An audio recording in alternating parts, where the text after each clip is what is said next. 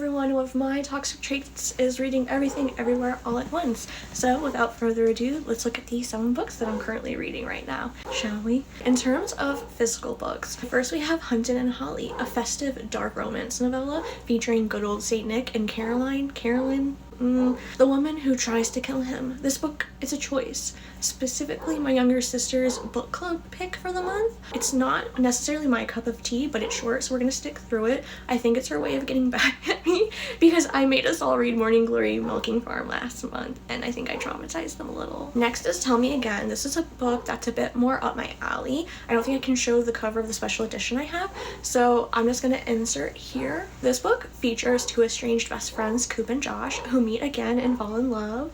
It's heartwarming, it's angsty, and I'm loving it. I recommend. I'm also reading Fated Mates and When to Keep Them. This is a vampire mafia romance. It's very short. Mafia romance is hard for me to get into, but this one has vampires and thus promise. I've only gotten through the first chapter, but it's piquing my interest. We're gonna stick it out to the end. And the last physical book I'm reading is Kill the Babysitter. Bailey and I were attempting to read a ton of horror during the spooky season. That time has come and gone.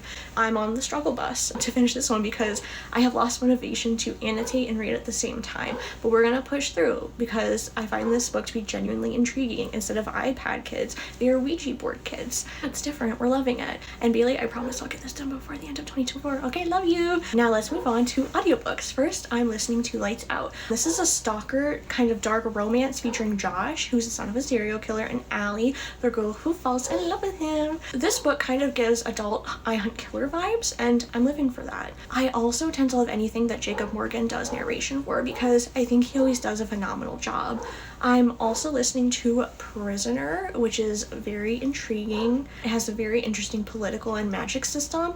It's a very in-depth book though, so it's something that I have to read in chunks. Lastly, I'm listening to Say I Do, which I can say with my whole chest that this is literally the first mafia mobster romance book that I've absolutely loved from the start. Pretty much every mobster romance I've read before this has just been very campy, predictable, uninspired. This one is legitimately good, and it focuses on an arranged marriage between a member of the Italian mob and the son of a Yakuza boss. This book is taking up the majority of my reading time. It's living rent-free in my head. It's a 10 out of 10. I highly recommend. Thank you for listening to my little rant, and happy reading.